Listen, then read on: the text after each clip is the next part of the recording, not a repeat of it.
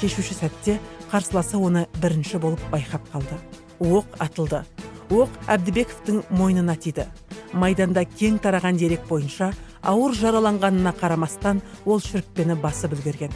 Жауап ретінде атылған оқ нысанаға дәл тиіп, неміс мергені қаза тапты. Бұл Төлеуғали Әбдібековтің мергендік есебіндегі 397-ші нысана еді. Келесі күні ол алған жарақатынан көз жұмды. Ол небәрі 27 жаста болатын. Әбдібеков қаза тапқаннан кейін нөмірі 2916 винтовка оның шәкірттерінің бірі Ашыралы Османалиевке табысталды. Жолдасының қабірі басында ол ұстазының жауынгерлік есебін жалғастыруға серт берді. Осылайша, Ұлы Отан соғысындағы ең нәтижелі мергендердің бірі болған Төлеуғали Әбдібековтің өмір жолы аяқталды.